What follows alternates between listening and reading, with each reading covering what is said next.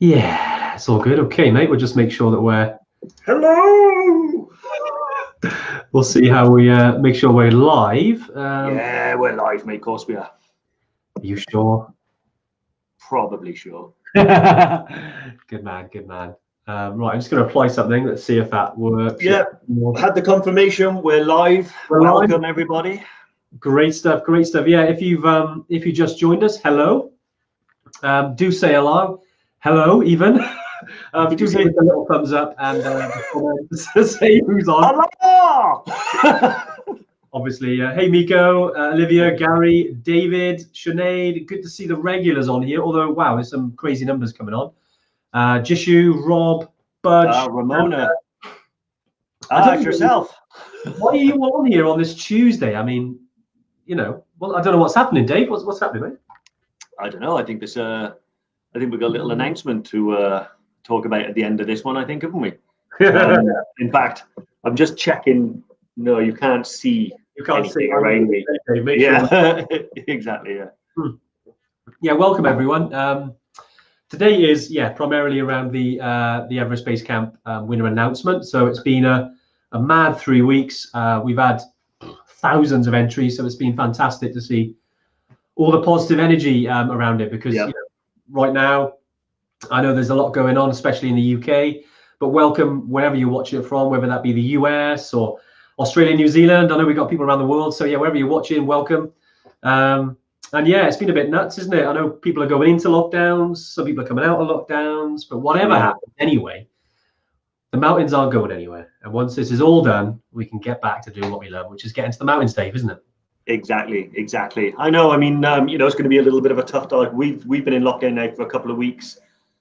Coming out at the end of the week as England are going in, but I remember at the beginning, one of the things that the government was saying was we're all in this together, and I know we've kind of gone our separate ways, but we're all EverTrekkers, and we are all in this together.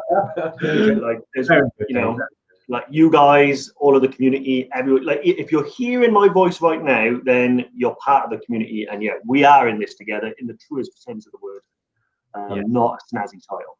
Yeah, well done, Dave. Nicely put, mate. Nicely put. Yeah, we're going to keep it as short as we can today. I know we all normally go on about sort of 45 minutes, 50 minutes. Some of our Tuesday tune-ins we've had over an hour, so it's been a bit nuts. We'll try and keep it quick fire today. We've got a lot of questions that come in on email, so we want to get those answered. But if you do have any questions, do comment with them. And Lauren, who's sort of manning the phones and the comments, she'll send those over, and we can answer your questions as well. Yeah. Although it's around Nepal, around Everest Base Camp, just ask any questions, fine. And we'll answer them on the live. So Dave, I've noticed. Yeah. Where should we start, mate? Where should we start? I know we've got all these questions on here, but where it always starts, mate. Kathmandu. That's where it always starts. Very good. But I think one thing we wanted to do is because in the past we've kind of gone through the trip as an entirety, but we're going to leave some things to the imagination, and we're going to talk about our personal highlights of the EBC trip. And Andy Marr has just said he's listening whilst on a 14-mile walk. So we're going to try and be done before the end of your walk, mate. We know a lot of you, like Andy said, watch on your lunch breaks, and we don't want to keep you hanging there for that announcement, So we'll talk about some of our personal highlights of the EBC trip, and then and then we'll answer some questions, I think. So do you want to start, Ange, or do you want me to start? Yeah, sure, mate. Well, I'm just on the WhatsApp here because Lauren sent in the questions in my WhatsApp. Lauren on the phones. Typically, because it was the last couple, a couple of Tuesday tune-ins, we talked a lot about health conditions and asthma. Typically, the first one is around asthma, and it was from Angie George. Actually, she says mildly asthmatic. Any issues regarding thin air altitude? Well, actually, Angie, there's unlimited altitude for you, unlimited thin air on the base camp trek. No, but on a serious note, it's a great question around asthma. I'm an asthmatic myself. It was something that definitely was a question I wanted to know before I went to Everest Base Camp. And you know what? There's no difference really in terms of when you're walking. It's just all of how you manage, through medication or yourself. You know your body yourself better than anyone. So there's no real difference. Okay, it's thinner air, so you'll be breathing more, but so will everyone else. You won't be on your own there. being an asthmatic it won't make a difference there really. Just just be conscious of, if you're going on an ascent and it's cold, you've got any of the inhalers you use, any of the medication, just in case, so yeah, I hope that answers your question a bit. I'd love to go into full detail for that, Angie, but if you do look at the last couple of lives, we got one which is specifically around managing your health. We do go into it a bit more, if you want a more expanded answer. Yeah, if you like. Exactly. Yeah, nice one there. Asthma, always a reoccurring issue, you know. But yeah, I think before I answer a question, I think I'll give my personal highlight of the EBC trip. Yeah. I think it happens on day 2. Now, I've obviously excluded a lot of the stuff like arriving at base camp and, seeing sunset on Everest or sunrise on Everest on Kalapata. That's all obvious, but one of my personal highlights is at the end of day 2, when you sort of reach the top of the forest, you turn a corner, and then you've got like Namche like opened up in front of you. I remember the first time that I ever saw Namche, the first words I ever went was like, wow, it was amazing. Such an amazing place. My favorite place in the Khumbu. I think if I had to live there for 6 months, I wouldn't complain. It's absolutely beautiful. And I remember the first 2 things that like struck me were, 1, there's no more uphill, and 2, that day. That day. Sorry, that day. And I think the other one was, I can have a shower. which is Dave, that's too easy, mate. Yeah, exactly. Yeah, but no, yeah. So Namche is my personal favorite. You know what it's like, and once you like you start to turn back, the one thing everyone looks forward to is getting back to Namche. It's an amazing place. My personal favorite, like of all the places in the Khumbu. I love Namche. Is it your personal favorite because I reckon that image behind you is probably not far away from where you were just talking about? Oh no, mate, that's Newport. So, yeah, this is Namche. So there's you can't really see the expanded image, but that's Namche Bazaar, isn't it? That's Namche Bazaar. So this here is like one of the paths that leads up to the top. So when I said no more uphill, that all depends on where your lodge is. So like my first lodge was another like 20 minutes walk up this hill, but it's all good. I think it's great that you talk about personal favorites. I think for myself, I mean, the first time I went to Everest, seeing Everest for the first time, there's nothing quite like that feeling. Yeah, I think you're right there, Dave. I also think it's strange because the first time I went to Everest Base Camp, I went on my own. So it was, it was kind of a bit different to all the groups I've gone with. And, I'd say the real highlight is actually seeing the reaction of people when we get there. It's always emotional. It's always like, thank God, it's always that feeling of elation. You're almost trying to hold back the tears whilst giving someone a big hug, and you're like, right, where's the whiskey? Yeah, exactly. Well, amazing. That's to me that I realize now that I know we talk about it's all about the journey. It's something it's a bit of a cliche, but it is. But it's also about the people you meet along the way, isn't it, Dave? I know the land, the suffering, as you used to call it, but it's for me, it's always been about the people you go there with, and share those stories along the way. And then when you get down, you're having a beer in Kathmandu, and you talk about the trip. Yeah, there's nothing better. Exactly. Yeah, I mean it's I don't know. It's crazy. Like when you get to Namche on the way back down, it's a completely different energy than when you're on the way up. Yeah. When you're on the way up, I mean, especially on your first ever time in Namche, it's the first time you'll really feel the altitude.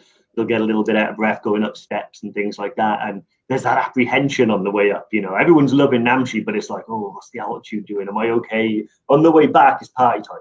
like on the way back down, no one cares about the altitude anymore. You've done what you've come to do. It's your last night proper in the high Himalaya. There's the world's highest Irish bar, and you can, and it's time just to get on it. Basically, I mean, we do say take it easy. You've still got a long day of walking the next day. It's not an easy one to get back to Lukla. When you're back in Lukla, fill your boots, go mad. But but Namche, I remember the last time we were there, we all went to there's like a bar with like live music. How they sing out, I don't know, but like live music and drinks, and all the guides and porters are together. It's I'm going to shoot offhand if that's all right. I'm going to head back again now. Yeah, no, it's mad. It does. I mean, it brings us on to a good point because, we got a lot of questions here. I mean, there's about 25 just come in. So, look, great. There's so many questions. We will get through them. But yeah, I suppose we want to talk about the elephant in the room. Although there's no elephants in here, but obviously COVID and what's happening. If you've been following us for a while, we started doing these lives back in March when lockdown happened. Because there's always, we realize that, okay, you're at home, but also as well, you want to talk about this stuff because we can't go on a trip right now. We're super excited about next year, about getting out there, especially Nepal. If you've been following us, we do Kili, South America as well, and Morocco in North Africa, as well as some stuff in the UK now. We've worked alongside mountaineering companies, do some sort of smaller trips, really. And yeah, we felt it was important today just to share some of that, because over the last 6 months, and I suppose since the beginning of EverTrek, really, we've always tried to be as flexible as we can. And even more so right now, because, it's hard enough. Like lots of people on here who are in England about to go into lockdown, whether we're in Scotland, Northern Ireland, Wales, anywhere in Europe, in the States, there's going to be some form of lockdown or hindrance on where you can go right now and the flights and all those restrictions. But we just want to reiterate that, we are here for you guys. If you're booked to go on a trip with us or you're looking to go on a trip with us, it's just a matter of time until we can get back, which is why we have created this. We call it like the ultimate flexibility promise, if you like, which means that, we're flexible with regards to your dates, your trip, whether you want to move that, excuse me, also around how you pay for that trip as well. And obviously we've got our lifetime deposit, which we've had for a while now. So we're trying to be as flexible as we can. And I felt that's important because there's a lot of people on here who I know are relatively new to the EverTrek community.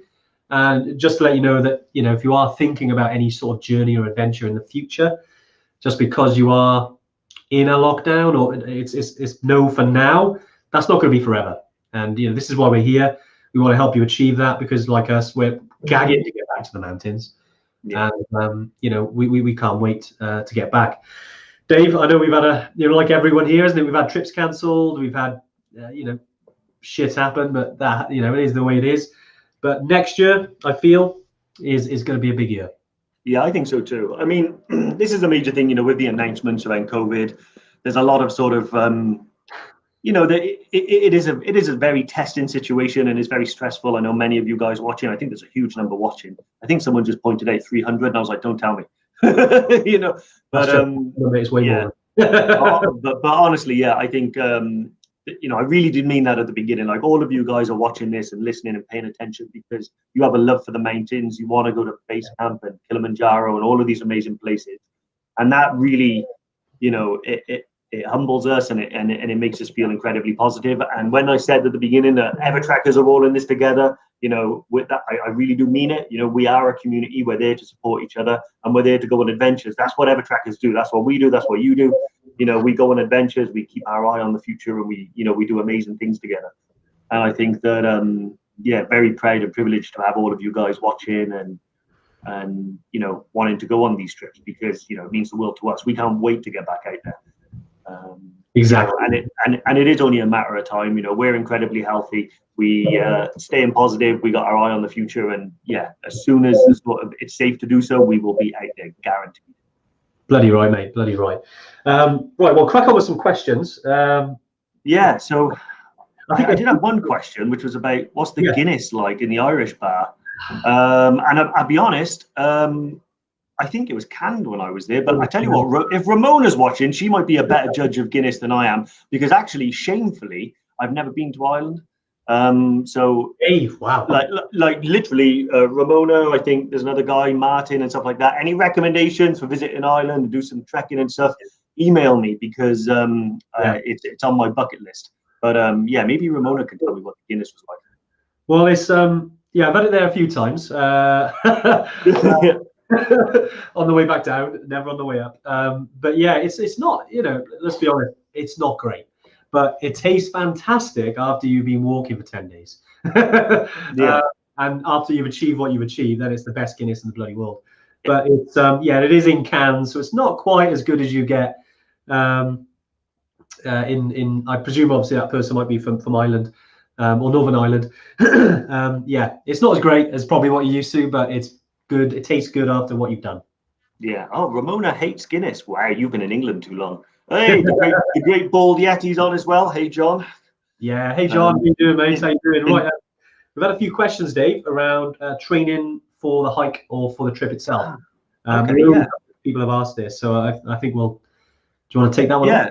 Why not? So yeah, when there's always a few things that I make sure that I work on, and I was thinking about this the other day, and I thought to myself, if I could just summarize the things I work on: strength, endurance, cardio, and most importantly, mindset. Those are the 4 things that I work on when I'm going on any trip. Now, sometimes I'm a lot better at working on those than the others, but they're like the 4 sort of pistons that drive me, to the summit and to base camp and things like that.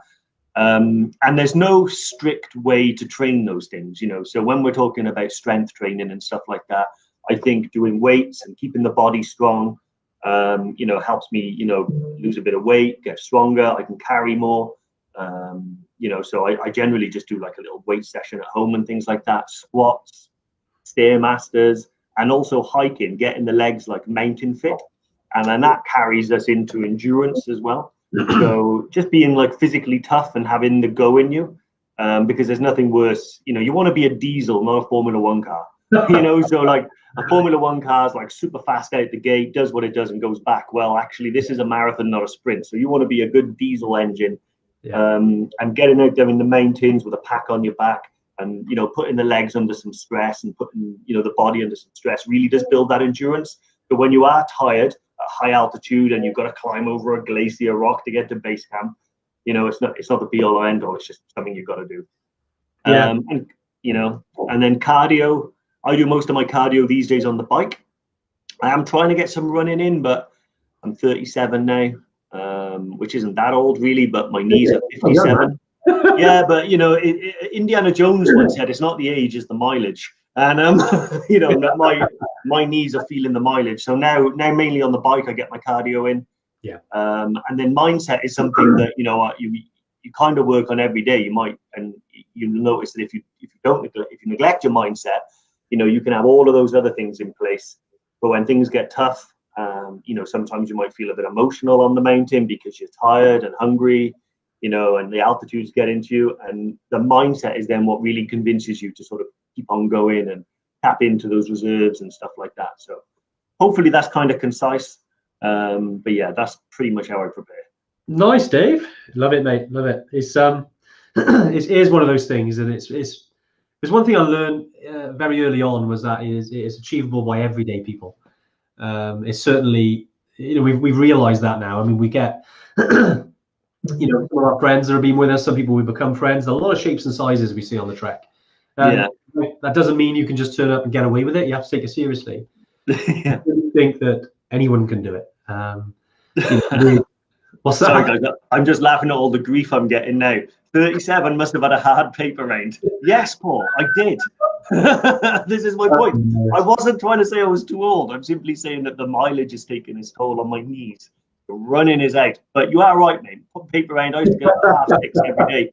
Although I'll give a shout out to the old man because sometimes he watches it. I do remember that on a Saturday, my dad would get up and do my paper round.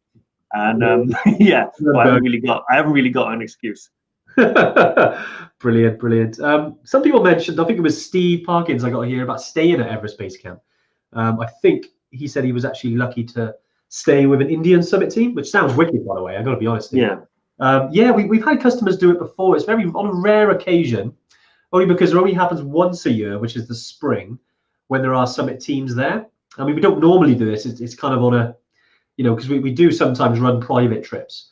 And the private trips we've used have stayed at Everest Base Camp with Everest ER. You may have seen on some documentaries. So, we've got some contacts who do the climbing side. I mean, for us, it's something we're looking in the future, but primarily everything we do is around getting to base camp or Island Peak, Mara Peak, the Khumbu region.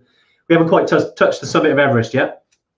But we know a lot of people who do. So yeah, if it's something that you're keen to do, I mean, we can usually facilitate that. Just reach out to us and we can talk about that, Steve.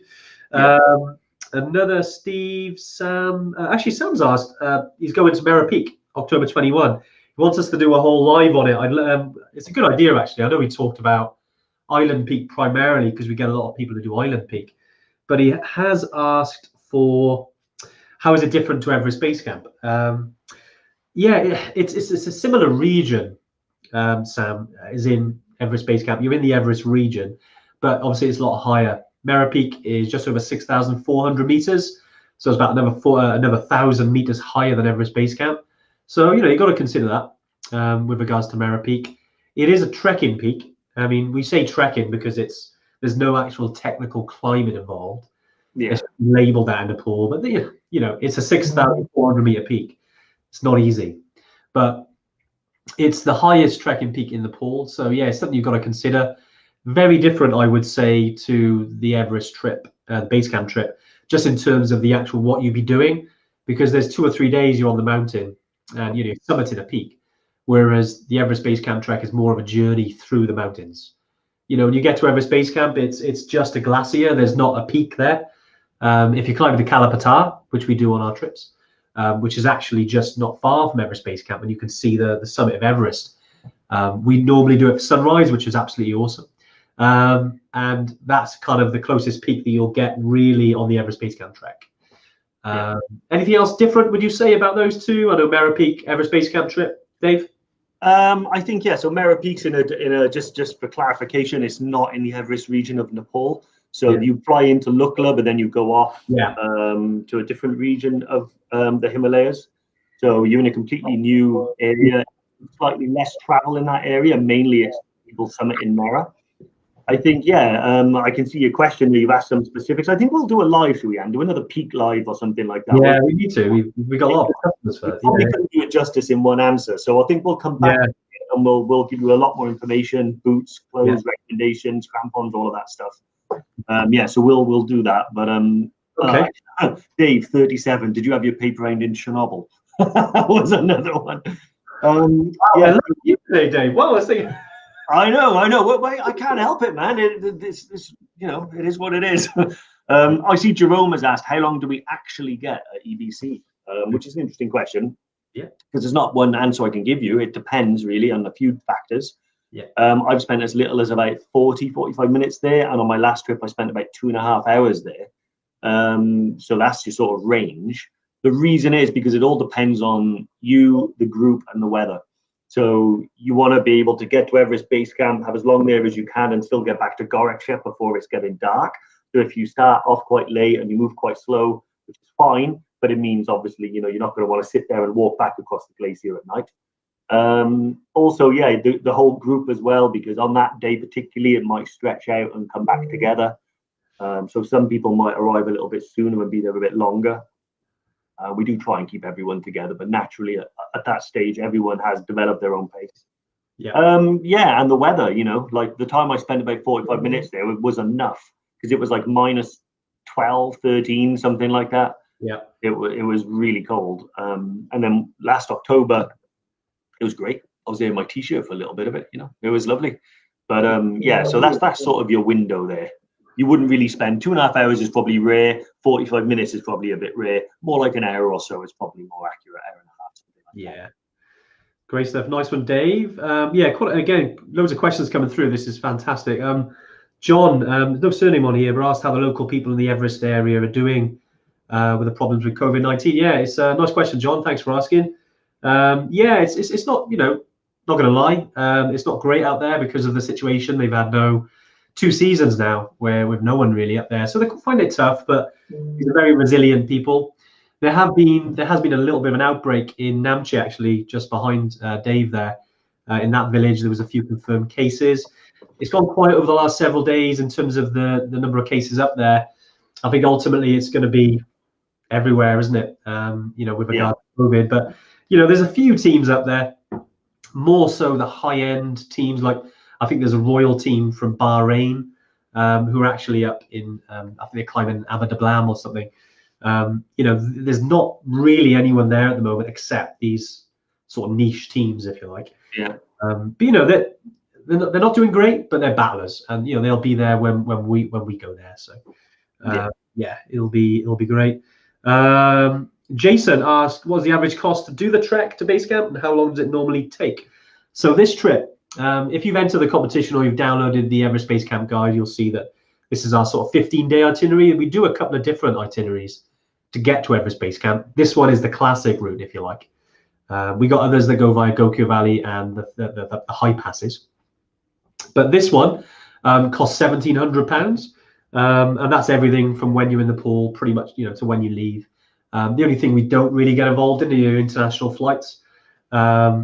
It's probably good because of that, because of the situation now with reschedules, things like that happen.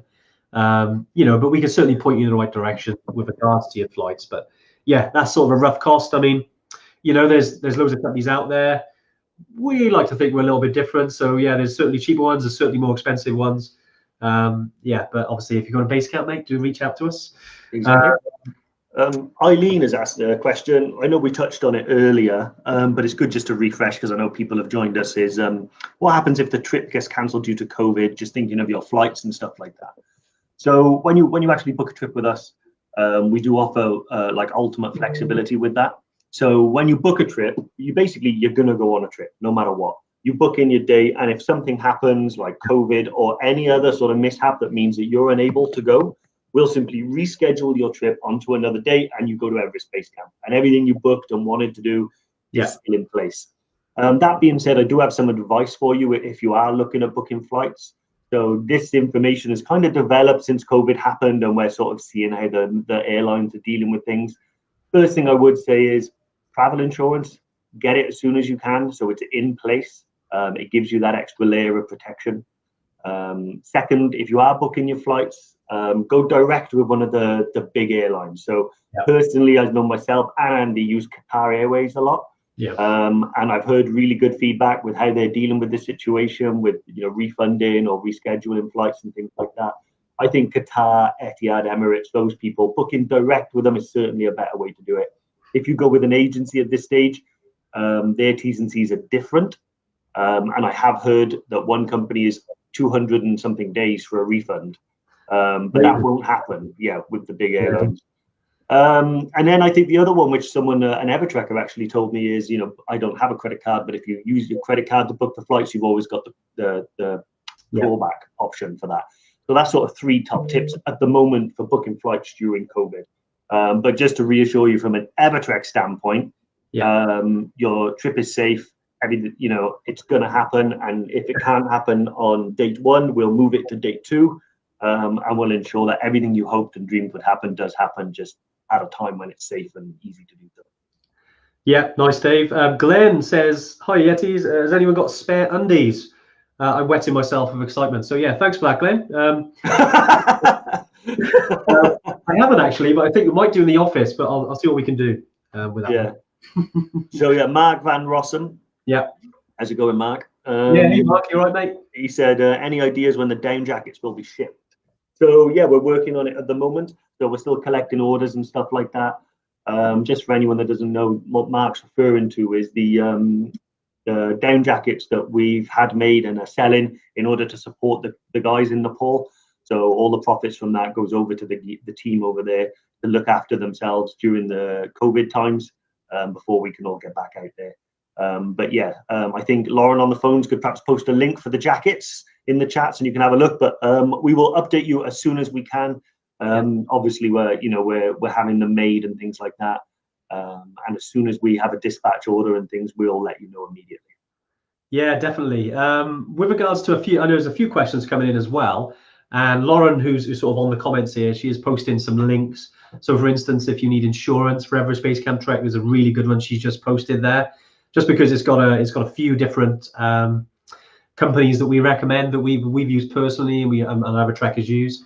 Also as well, I think she's put the link to the actual down jacket. If you do want to grab one of those down jackets that Mark was referring to, it is all the profits from that are going to our guides over in Nepal. Basically, you can get yourself a nice little jacket for winter, nice little winter down jacket, and then, like I said, go into the guys during this crazy time. Yeah, nice day. We've still got loads. It's going to be a long live, but we'll try and crack on as soon as we can.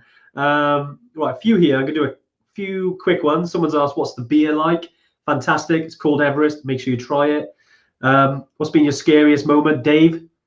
I'm going to ask you that question. What's been your scariest moment on Everest Base Camp? Scariest moment on Everest Base Camp? I think that was the ghost, mate. Ghost? Yeah, remember my first EBC trip, myself and my good friend Billy, in Gorak after base camp, so in bed. And then I kind of heard about 3 in the morning, it's pitch black, my breath is in the air, and I heard, hello, hello. And I sort of bolt up. I was like, what? Hallucinating? Hypoxic? What's happening? And then so I led back down and I heard some banging, and I was like, it was kind of weird. What it turned out was that the person in the door next to me, someone was walking to the toilet and using their hands to guide themselves down the hall and slid the bolt across her door from the outside. So she was trapped inside the lodge next door to us, and all I could hear was her like going, hello, hello, and banging on the walls and help me. Yeah, it scared the crap out of me. But yeah, you know, it's kind of weird when you wake up at altitude, it's freezing cold, it's unfamiliar. But yeah, Billy, then I remember, right, he woke up and he was far more on it than me, and he was like, someone's locked in the toilet. You don't want to be locked in the toilet at Gorak. That is the real death zone. But as it turned out, yeah, she was next. That was my scary moment at EBT. Someone's asked, Stuart Bigger asked what your thoughts on yak cheese pizza. Yeah, it's not great.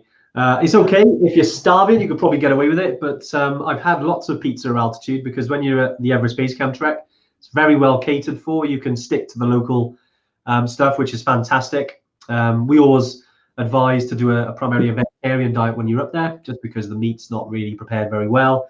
Don't want to give yourself a dodgy belly when you're up there. It's hard enough already. So yeah, definitely try a little bit of pizza. I have had some with the yak cheese, although up there the milk comes from a nak, which is a female yak. Yeah, I don't mind the yak cheese, just not on pizza. In fact, I can't handle any cheese on the EBC trip. I can't handle it. Like, not to be rude, but if someone has cheese next to me, I'll move, because like the smell just I can't handle it. I tell you what, someone. Go on, Dave. So David Parkinson, can we meet Buddhists? I think he means Buddhists. Yes. And the answer is yes. Yes, you can. You will definitely. So the Buddhists, you'll meet them sort of when you do the tour of Kathmandu at the beginning for a start. So you'll be going to Buddhanath, which is the largest Buddhist stupa in the world, and I think it's in the world. Yeah, the structure is yeah. So you'll definitely see monks there, possibly at Monkey Temple as well, but then all the way in the mountains. So in the mountains, that tends to be Sherpa and Buddhist and stuff like that up in the mountains.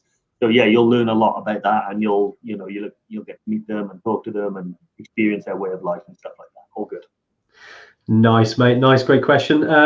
Just going as training on the home climber won't stay fit. What is everyone else doing? I don't know. Post your comments. Whatever you're doing to keep fit, post in the comments. That was from Eileen. There's a few ways, I suppose. We did one of our very first lives we did back in March was actually from a guy called Lee Wardle, who we had the pleasure of trekking with to Everest Base Camp last April, as in April 2019. And yeah, he did talk about specific things that you can have a look at. So if you wanted to, go on to our, once this is finished, look at our previous lives, and you can see one that's all around how to stay fit inside.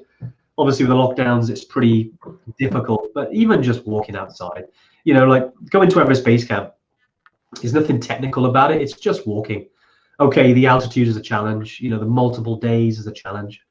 You know, it does take its toll on you, but it is just walking. So really, it's just getting out, even with a backpack, day pack. Just get out there and maybe do a few miles a day. That's not going to do you any harm. Plus, it's good for the soul as well. So, but yeah, there's things you can do, sort of any body weight exercises you can do in the house. Yeah, exactly. Did have an interesting question here from Jishu. Don't think we've ever had this one before, which is, do all the groups on your treks generally get on? Any rogue person spoiling things? Do you throw them over the mountain, perhaps? Interesting question. I'll be honest with you, I've not ever had a report back that someone spoiled it for others or stuff like that. I think that's largely because you're all interested in the same thing, and you go in there at the same time to do the same trip and adventure and stuff like that. So I honestly think that you're all relatively like-minded right from the outset. But yeah, certainly there are lots of edges and cliffs and glacier holes and stuff like that where you could put someone, but I don't think it's ever happened. Everyone that's gone out there has come back. I'm sure, some people are more closely, I mean, I dare say, I think a couple of relationships even started because of which is nice. But yeah, we were thinking of starting our own version of Tinder because we realised there are a lot of people are meeting on the group. So, we'll keep you up to date with that. But yeah, no, Jishu, it is a good question because I think the type of people we say attract, or the people that join the community and go on these trips, is certain type of people. It's not a perfect world. You're gonna get your knobheads sometimes. I think we've been very fortunate, really. We haven't had any that I can think of that have been really difficult. Okay, I think one thing we like to do is keep our groups relatively small. When you're looking at a group that's less than, say, 12 people or less than 15 people, it's very difficult then for cliques and subgroups, which can cause friction. So just by having those smaller groups, it provides maybe a little bit more assurance that happens. And it's hard work, I think when people go through difficult stuff, it draws people in. It encourages you to bond with those people. I mean, it's, so I think it's more than Everton. Up with the good names. Excuse me. Yeah, so it's I might buy that domain name, Jerome. See what we do. Exactly. The other thing we do is we do try to keep our groups, the overall group, relatively small. What we're having to do sometimes is, so we'll have a group 12, something like that. Now, if the date's really popular, rather than swell that group to like 20 or 25, we'll run 2 separate groups. So each group will have their own guide, their own porters, their own core members, and then there'll be another group of the same. And you go into the same place at the same time, but then you're doing that with a lot of other people on the mountain as well anyway. But what it means is that you have your core group and your core guide who you can talk to, and that guide will only be like speaking to the core group. So I'll say core group again. And that way, you get that small group feel. So we do try and keep it like that. Exactly. Cy Bennett asked, is it an urban myth that jelly babies are great trek fuel? Yeah, you know what? They're fine. Pure sugar, aren't they? I think numerous times on the trip, you can hear that noise and the bag of jelly babies comes out and they're like, yes. Even give them to some of the porters, some of the guides. At the end of the day, if there's something that really perks you up, when you have a difficult moment, and if that thing is a jelly baby, and 3 or 4 of them, if that's what it takes, brilliant. Yeah, nothing wrong with them. Yeah. I think, take a couple with you. We always say, man, my throat. We always say that if you are going on a trip like Everest Base Camp, take something that's, like a little treat. And if it's jelly babies, go for it. Yeah, exactly. Favorite time of year to go to EBC, Dave? I know we've done it before, but mine is end of October, beginning of November. So last year I got to EBC on Halloween, 31st of October. And that was, that's probably my favorite time. I've been there in the spring as well. That's some things I really liked about that trip. So I did really like speaking to people who were going to summit that year. I really liked seeing base camp populated with all the tents. Saw some people coming through the icefall. For someone who's been interested in Everest, that's amazing. But actually, in terms of like the overall experience, I really love end of October, beginning of November. It's a little bit colder up there, which suits me because I run a bit hot. If I had to go, that's when I go. Great stuff. Yeah. Few here. Let's have a look. Someone's done 4 days trekking in Mont Blanc. Can you compare it, harder or easier? I say because it's a longer trip. That was from Vincentio. Excuse me. It is in terms of harder. It's probably very difficult to compare, but it is longer, so it will have more. It's tougher and it's higher. So if you're going to compare those two, I'd say just because of the distance. I would say on that. Exactly. So Millie Henderson. All right, Millie, how are you? Who are the guides on the trip? So the guide, it's not myself or Andy. We don't go on every trip. We'd love to, but we die.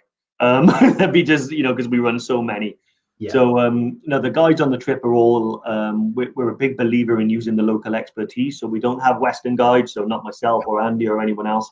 It's led by the Nepalese team over there. So there's a mix between Sherpa, Nepalese guides. They're all highly trained, highly efficient. With years and years of experience. Many of them actually, you know, are from the Khumbu and lived in that area, so they know it extremely well. And yeah, all local guides, local porters, local expertise. We really like to invest back into Nepal, and let's be honest, they're the real experts. You know, they were born there, they've lived there, they're still there, and they know it.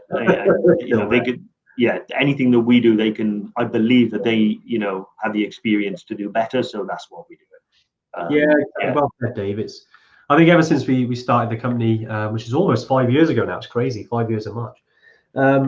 We've always been passionate about using local support. It's all, whenever I've gone to a place, wherever I've gone traveling, it's the people who are there that know the place best. And when I travel through Nepal, they really know what they're doing. I mean, the team we use over there, they've been doing this for 20 years. Some of them have climbed Everest, other 8,000 meter peaks. Some of them have been to Everest Base Camp more than 250 times. You know, these are the guys who I love to just sit around the campfire or the stove and just listen to them talk about their experiences. It's, you know, I think, Dave, you said something really good point. I think it was, I know this is when we were in Kilimanjaro about the guides, but I think it's the same goes for Nepal, is that they almost become like your friends, you know, when you get to know them, and because the groups are smaller, you can spend more of that sort of time with them, you know? Yeah, I do honestly believe that. I mean, it's amazing how many trips these guides do and how many people they take to EBC, and yet still make every single individual feel like, you know, they're their best friend, and it's genuine. It comes from a genuine place. And lots of the guides have stayed in touch with people. I know Ramona and a few of her group have stayed in touch with Padam. And, you know, there'll be loads of other people who have loads of other guides that stay in touch. So yeah, it's awesome. Wow, there's still more. Honestly, generally, this could be a 24-hour marathon guide, I think, to be fair. We're gonna have to announce the winner at some point. Yeah, I'll tell you what, we'll do a quick fire, Dave. So literally really short, sharp answers. We can just to cover them. So I'd love to go to EBC for my 60th in October 2020. Are old people allowed? No, you're not allowed. Yeah, that's a quick one. No, I'm only joking. Of course you are. Yeah. We've had someone who was 74 reach Everest Base Camp. Absolutely fantastic guy. So yes, Marianne Hunter. Yes. What wildlife can you see, Dave? Wildlife? Well, quick fire. Yaks, naks, tupke, donkeys, horses. Mainly, that's what you'll see. I saw a ground squirrel once. Eagles. See eagles? Yeah, they're those deer, musk deer, tiny deer on cliffs with the fangs, vampire deers. I haven't seen much else really. I didn't see any snow leopards or red pandas, although they are in the area. But, monkeys in Kathmandu. Okay, right. What time do you generally start your trek each day? I'd say you probably start trekking at around 8:30, 9, something like that. 9 would probably be a late start.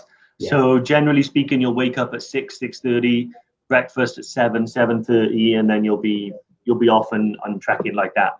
Some days are like you can have a slightly longer lie-in. Some days like EBC, you'll get up at like 5 a.m. and get as much time as you can. Any Yetis? Yeah, great question. Yeah, only in South Wales at the moment, Sean. But you never know, mate. You never know. And it's actually really good because that leads on to Ken, who says, as I love photography, there are plenty of opportunities to capture the beauty of the area. Yeah, 100%. You're in the Himalayas here, it's the biggest mountains in the world.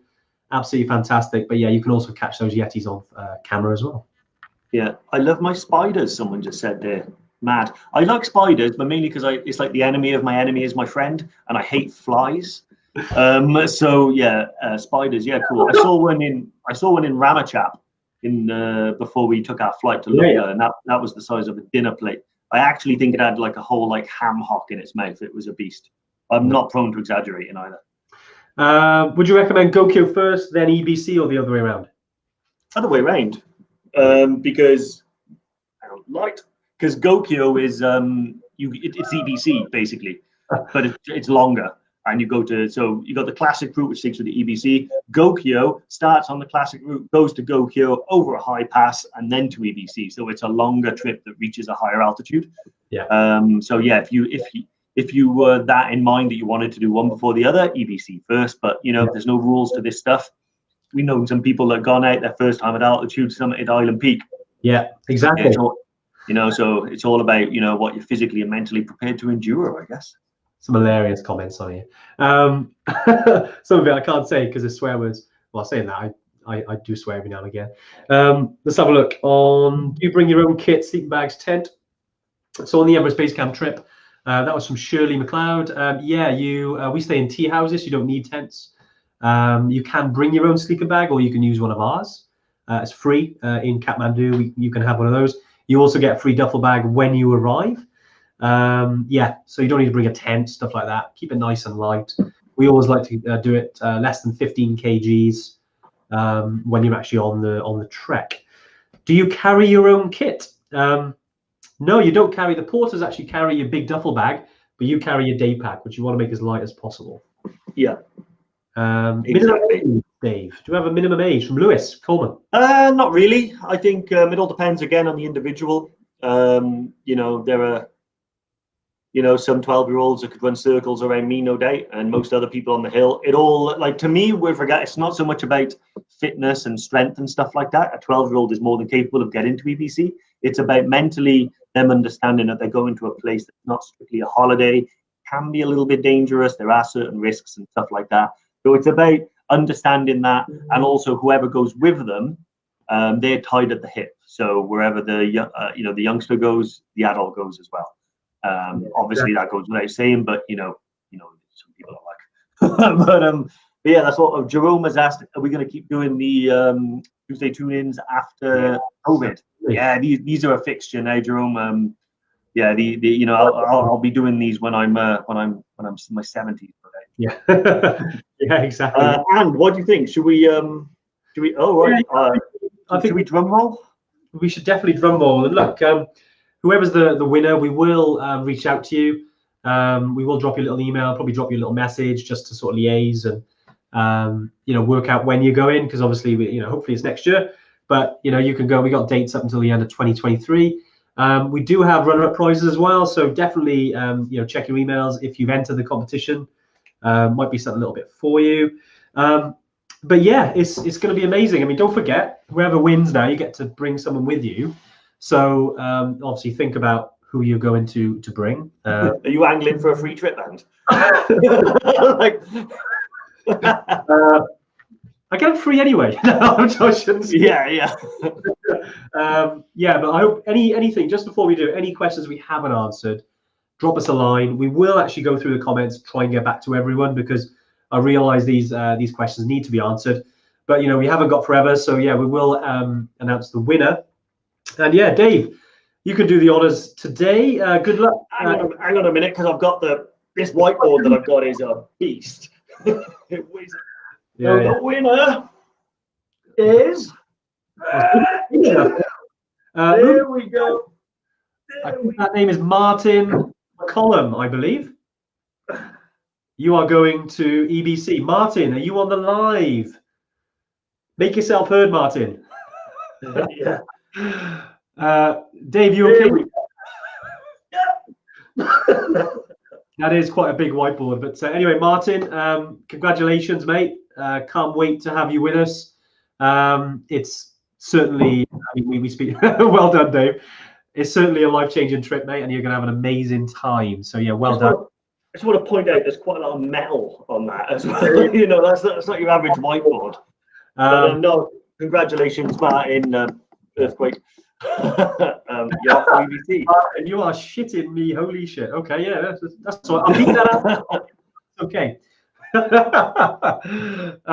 Great stuff. Wow, loads of comments. Look, I'm really, really happy for you, Martin, and fantastic. Thanks for everyone that's entered. As I said, if you've entered the competition, do check your emails a little bit later today. There may be something else for you there. But Dave, yeah, been emotional as always. Yeah, mate, it's awesome. Yeah, I'm actually glad someone's actually on the live when we announce it. Yeah, I know. Yeah, that's because we always wonder about that, because I think this is we've done about several of these, and we've managed to trek with someone who's won one of these competitions a couple of years ago, and it's just we feel like we're really lucky to share that energy, that positive energy, because we need this right now. It's quite challenging for a lot of people, and that's what we're here for. We're here to make stuff happen. It's just a matter of when. The mountains aren't going anywhere, and neither are we. So Yeah. Yeah, exactly. And also, you know, everybody that took part, you know, I wish to God we could give like 500 free prizes. You know, that would be a whole season.